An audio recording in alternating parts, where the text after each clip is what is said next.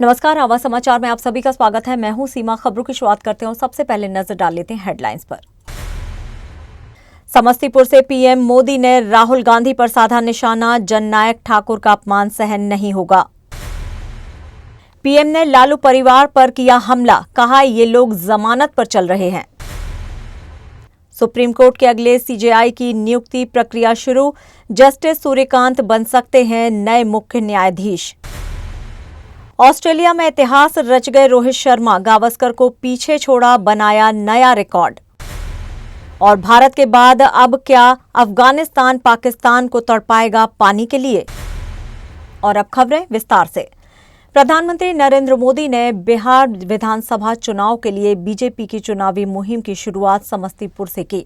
अपने संबोधन में उन्होंने कांग्रेस और आरजेडी पर निशाना साधा। पीएम ने परोक्ष रूप से राहुल गांधी को निशाना बनाते हुए कहा कि चोरी की आदत अब ऐसी हो गई है कि ये लोग अब जननायक कापुरी ठाकुर की उपाधि चुराने की कोशिश भी कर रहे हैं।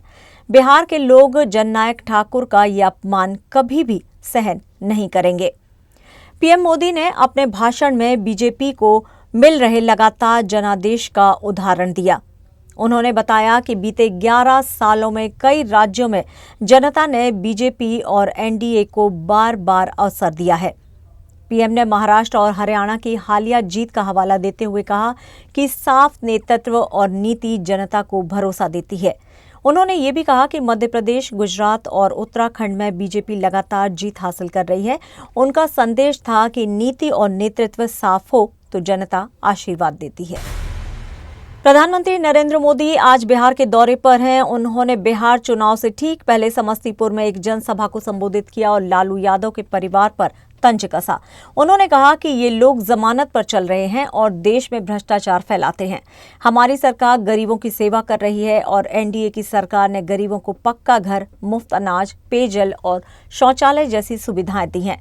उन्होंने नीतीश कुमार का जिक्र करते हुए कहा कि इस बार फिर बिहार में सुशासन की सरकार आएगी। पीएम ने जीएसटी, बचत उत्सव और छठ महापर्व का भी उल्लेख करते हुए लोगों को संबोधित किया।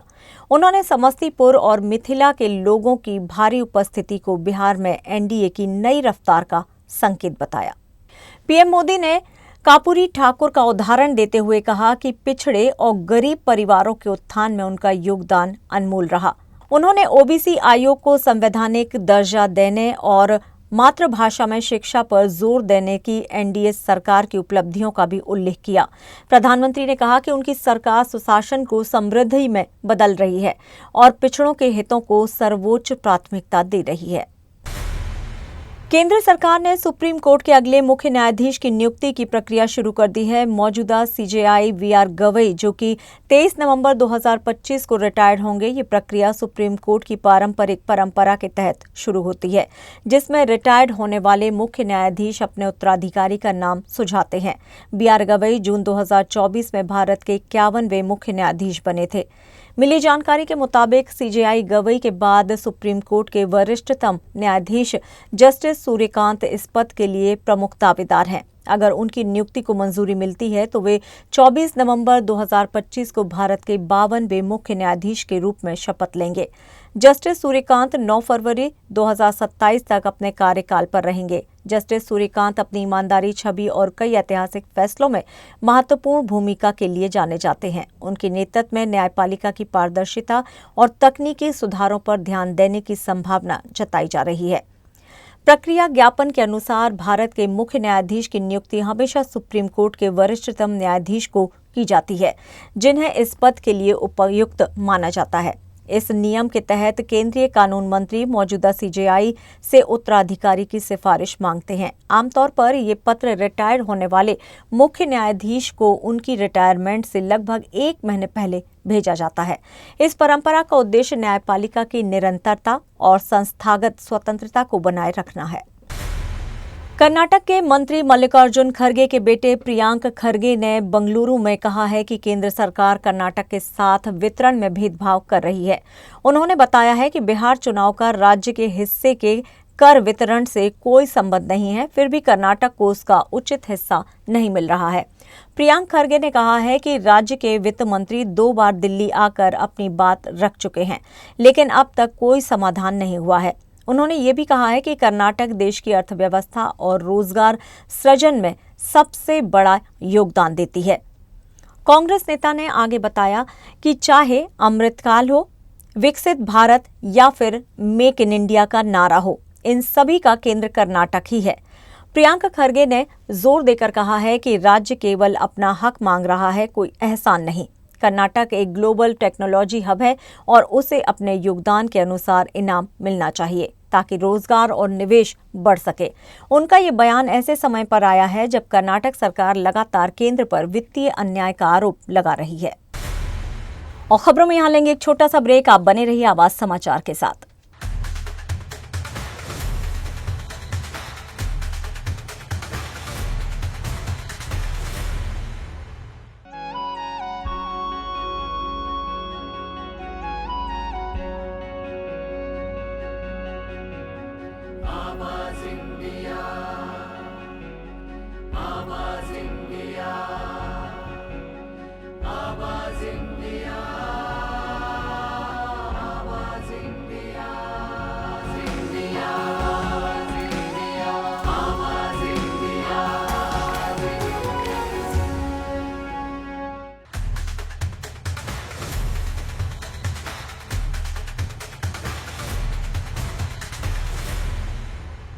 ब्रेक के बाद एक बार फिर से आप सभी का स्वागत है। बढ़ते हैं अपनी अगली खबर की ओर।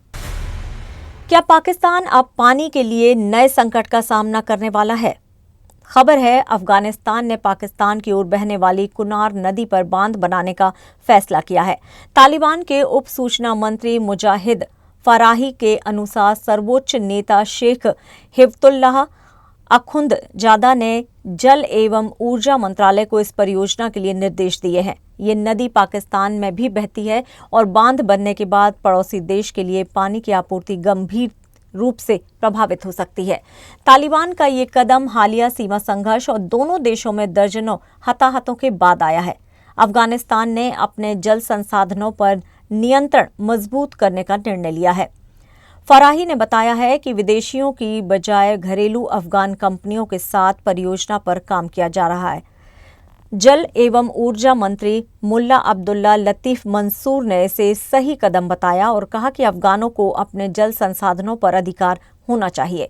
पाकिस्तान के लिए ये दोहरा झटका साबित हो सकता है क्योंकि भारत पहले ही सिंधु नदी समझौते को स्थगित कर चुका है। इससे Pakistan two front water war में फंस सकता है। अफगान पत्रकार सामी यूसुफजई ने भी इस कदम को गंभीर बताया और कहा कि भारत के बाद अब अफगानिस्तान भी जल आपूर्ति पर रोक लगाने वाला है। तालिबान ने जल संप्रभुता को 2021 से प्राथमिकता दी है और बांध निर्माण तथा जल विद्युत परियोजनाओं को तेज किया गया है। कोई औपचारिक द्विपक्षीय जल समझौता नहीं होने के कारण ये परियोजना पाकिस्तान के लिए चिंताजनक है। निर्णय उस समय लिया गया जब अफगान विदेश मंत्री दिल्ली दौरे पर थे और भारत अफगानिस्तान मैत्री बांध का जिक्र हुआ था।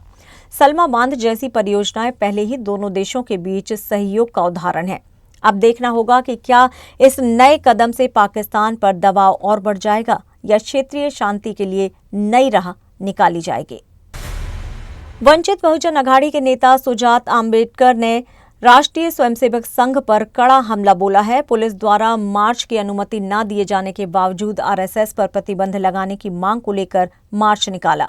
सुजात आम्बेडकर ने कहा कि केवल आम्बेडकरवादी लोगों में ही राष्ट्रीय स्वयंसेवक संघ को हराने की शक्ति है। उन्होंने कहा, वंचित बहुजन अघाड़ी संविधान बचाने के लिए किसी से नहीं डरती। जब भी संविधान, कानून और बाबा साहेब द्वारा दिए गए अधिकारों का सवाल उठेगा, आम्बेडकरवादी लोग बिना किसी डर के सड़कों पर उतरेंगे। उन्होंने सीधी चेतावनी दी है कि हम आरएसएस को झुकाएंगे और उसे कानून और संविधान का पालन करने पर मजबूर करेंगे। इस मार्च में वंचित बहुजन अघाड़ी के कार्यकर्ताओं ने बड़ी संख्या में हिस्सा लिया। महाराष्ट्र के सतारा जिले से एक दिल दहला देने वाली खबर सामने आई है, जहां एक युवा डॉक्टर संपदा मुंडे ने आत्महत्या कर ली। प्रारंभिक जानकारी के अनुसार हाल के महीनों में वे लगातार मानसिक तनाव में थी। बताया जा रहा है कि पुलिस और स्वास्थ्य विभाग के बीच चल रहे विवाद ने उनके लिए हालात और कठिन बना दिए थे। तभी उन्होंने अपने आप को खत्म कर लिया। अपने हाथ पर कुछ नाम भी उन्होंने लिखे जिन पर उन्हें परेशान करने का आरोप लग रहा है। ये मामला सामने आते ही पूरे सातारा और महाराष्ट्र के चिकित्सा समुदाय में हड़कंप मच गया है। सूत्रों के अनुसार फलटण ग्रामीण पुलिस के साथ डॉक्टर मुंडे का हाल ही में विवाद हुआ था। पुलिस ने उन पर मेडिकल जांच में बाधा डालने का आरोप लगाते हुए मामला दर्ज किया था। इसके बाद स्वास्थ्य विभाग ने भी उनके खिलाफ विभागीय जांच शुरू कर दी थी। डॉक्टर मुंडे ने वरिष्ठ पुलिस अधिकारियों से कई बार शिकायत भी की थी कि उन्हें अन्यायपूर्ण तरीके से टारगेट किया जा रहा है और उन्होंने ये भी कहा था कि अगर स्थिति नहीं बदली तो वे अपने आप को खत्म कर देंगे। दुर्भाग्यवश ये चेतावनी हकीकत में बदल गई। फलटण के एक होटल मधुदीप में उन्होंने अपने आप को खत्म कर लिया। सूचना मिलते ही पुलिस मौके पर पहुंची और शव को कब्जे में लेकर जांच शुरू कर दी है। पुलिस ने इसे आकस्मिक मृत्यु के रूप में दर्ज किया है और सभी संभावित पहलुओं की गहनता से जांच जारी कर दी है। डॉक्टरों के संगठनों ने इस घटना को चिकित्सीय जगत के लिए काला दिवस बताया है और मांग की है कि कार्यस्थल पर डॉक्टरों को मानसिक दबाव और उत्पीड़न से सुरक्षा दी जाए। मध्य प्रदेश के बैतूल से हिंदू मुस्लिम एकता का सुंदर उदाहरण सामने आया है। यहाँ के मुस्लिम समाज ने वृंदावन के प्रसिद्ध संत प्रेमानंद महाराज की लंबी आयु और स्वास्थ्य लाभ के लिए दुआएं मांगी।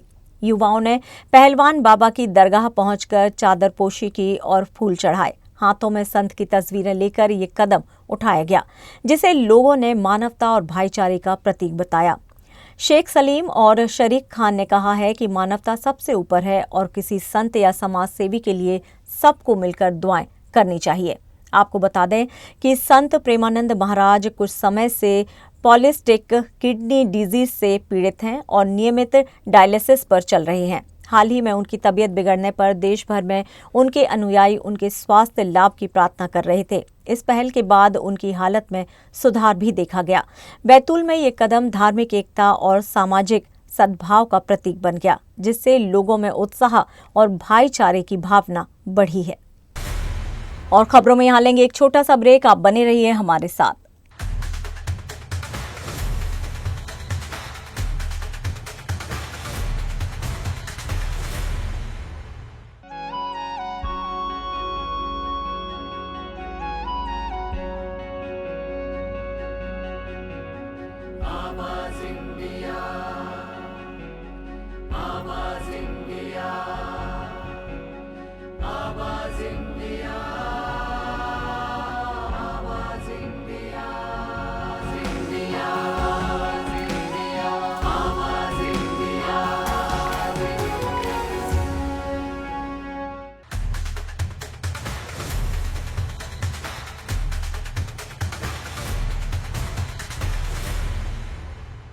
ब्रेक के बाद एक बार फिर से आप सभी का स्वागत है। बढ़ते हैं अपनी अगली खबर की ओर। आज के दौर में सोशल मीडिया पर रील और सेल्फी का जुनून इस कदर बढ़ गया है कि लोग जान की बाजी तक लगाने को तैयार हैं। रेलवे पटरियों पर वीडियो बनाना या चलती ट्रेन के साथ स्टंट करना कई बार मौत में बदल चुका है। हाल ही में 15 वर्षीय विश्वजीत साहू की मौत ने फिर एक बार चेतावनी दी है कि ये मनोरंजन नहीं बल्कि जानलेवा खतरा है। विश्वजीत पुरी में पटरी के पास वीडियो रिकॉर्ड करते वक्त ट्रेन की चपेट में आ गया। इस घटना के बाद ईस्ट कोस्ट रेलवे ने सख्त रुख अपनाते हुए चेतावनी जारी की है। रेलवे अब ऐसे लोगों पर कैद और जुर्माना दोनों कार्रवाई करेगा। रेलवे अधिकारियों ने कहा है कि ट्रेन की पटरियां, स्टेशन परिसर और चलती ट्रेनें कोई रील लोकेशन नहीं है, बल्कि उच्च जोखिम वाले परिचालन क्षेत्र हैं। इन इलाकों में स्टंट करना या वीडियो शूट करना केवल रेलवे अधिनियम 1989 के तहत अपराध है। ECOR ने कहा है कि इस तरह की गतिविधियां न सिर्फ अपने बल्कि दूसरों की जान को भी जोखिम में डालती हैं। अधिकारी ने बताया कि ओवरहेड हाई वोल्टेज वायर के संपर्क में आने से पल भर में जान जा सकती है। इसलिए रेलवे सुरक्षा बल और राजकीय रेलवे पुलिस को सख्त रुख अपनाने का आदेश भी दे दिया गया है। रेलवे ने यह भी साफ किया है कि जो भी व्यक्ति इस तरह के जोखिम भरे स्टंट करते हुए पकड़ा गया, उसके खिलाफ धारा 147 और 153 के तहत मुकदमा दर्ज किया जाएगा। इसमें कैद की सजा और भारी जुर्माना दोनों ही शामिल है। अधिकारियों के मुताबिक अब इस खतरे से लोगों को जागरूक करने के लिए अभियान चलाया जा रहा है। इसके तहत रेलवे डिजिटल मीडिया, घोषणाएं और गश्त के जरिए लोगों को सावधान किया जाएगा। जुलाई में भी उड़ीसा में बौद्ध जिले में 2 युवकों को इसी तरह की हरकत के लिए गिरफ्तार किया गया था। रेलवे ने साफ कहा, रील बनाओ पर अपनी जिंदगी को रील मत बना दो। विज्ञापन जगत के दिग्गज और एड गुरु पीयूष पांडे का आज निधन हो गया। लोकप्रिय प्रोडक्ट्स के विज्ञापनों को डिजाइन करने वाले पांडे 70 वर्ष के थे। उन्होंने 90 के दशक में मशहूर गीत मिले सुर मेरा तुम्हारा लिखा, जो राष्ट्रीय एकता और विविधता का प्रतीक बन गया। पांडे संक्रमण से पीड़ित थे। उनके निधन से भारतीय विज्ञापन जगत में शोक की लहर दौड़ गई है।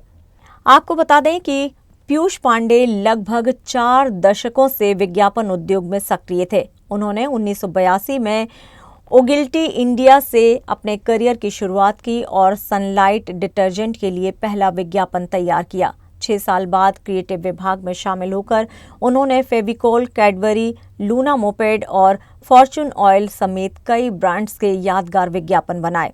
पांडे के नेतृत्व में ओगिल्वी इंडिया को लगातार 12 वर्षों तक नंबर 1 एजेंसी का दर्जा भी मिला। उन्हें कई पुरस्कार प्राप्त हुए। 2016 में उन्हें पद्मश्री से सम्मानित किया गया। विज्ञापन, रचनात्मकता और अभिनय में भी उनकी छाप रही। पांडे ने 2013 में जॉन अब्राहम अभिनीत फिल्म मद्रास कैफे में काम किया था। इसके अलावा उन्होंने फिल्म भोपाल एक्सप्रेस की पटकथा भी लिखी। केंद्रीय वित्त मंत्री निर्मला सीतारमण, उदय कोटक और लेखक सोहेल सेठ सहित कई लोगों ने उन्हें श्रद्धांजलि अर्पित की। उनकी विरासत आने वाली पीढ़ियों के लिए प्रेरणा बनी रहेगी। लोकप्रिय संगीतकार और गायक सचिन सांघवी पर एक महिला ने शादी और करियर का झांसा देकर यौन उत्पीड़न का गंभीर आरोप लगाया है। पुलिस ने सचिन सांघवी को गिरफ्तार कर लिया है। शिकायतकर्ता ने आरोप लगाया है कि सचिन ने उसे अपने संगीत एल्बम में काम देने का वादा किया था और इसी बहाने उनके साथ नजदीकियां बढ़ाई। पुलिस के अनुसार ये घटना फरवरी 2024 से शुरू हुई, जब आरोपी ने महिला को सोशल मीडिया पर मैसेज भेजा और उसे अपने स्टूडियो बुलाया। महिला का कहना है कि सचिन ने शादी का प्रस्ताव रखा और कई बार उनके साथ यौन शोषण किया। पुलिस अधिकारी ने बताया कि जांच के बाद सचिन सांघवी को भारतीय न्याय संहिता की संबंधित धाराओं के तहत गिरफ्तार किया गया। स्त्री 2 और भेड़िया जैसी हिट गानों के लिए मशहूर सचिन सांघवी का ये मामला इंडस्ट्री में चर्चा का विषय बन गया है। अधिकारी ने कहा कि पीड़िता के बयान और सबूतों के आधार पर आगे की कार्रवाई की जा रही है। फिलहाल पुलिस ने सचिन से पूछताछ शुरू कर दी है और मामले की गहराई से जांच जारी है। भारतीय क्रिकेट टीम इन दिनों ऑस्ट्रेलिया दौरे पर है, जहां 3 मैचों की वनडे सीरीज खेली जा रही है। एडिलेड में खेले गए दूसरे वनडे में भारत को कड़ी टक्कर के बावजूद 2 विकेट से हार झेलनी पड़ी। इस हार के साथ टीम इंडिया के हाथ से सीरीज भी निकल गई और ऑस्ट्रेलिया ने 2-0 की अजय बढ़त बना ली। अब 25 अक्टूबर को सिडनी क्रिकेट ग्राउंड में आखिरी मुकाबला खेला जाएगा, जो महज औपचारिकता भर रह गया है। हालांकि इस हार के बाद रोहित शर्मा ने बल्ले से एक बड़ा कीर्तिमान अपने नाम जरूर कर लिया है।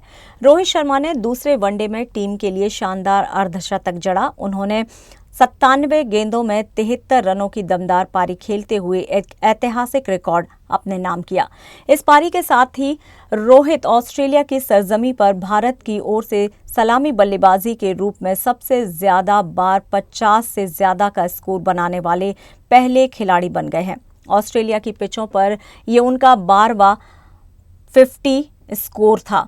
इससे पहले ये रिकॉर्ड टीम इंडिया के पूर्व महान बल्लेबाज सुनील गावस्कर के नाम था, जिन्होंने 11 बार ऐसा कारनामा किया था। रोहित ने गावस्कर को भी पीछे छोड़ते हुए भारतीय बल्लेबाजों की सूची में शीर्ष स्थान हासिल कर लिया है।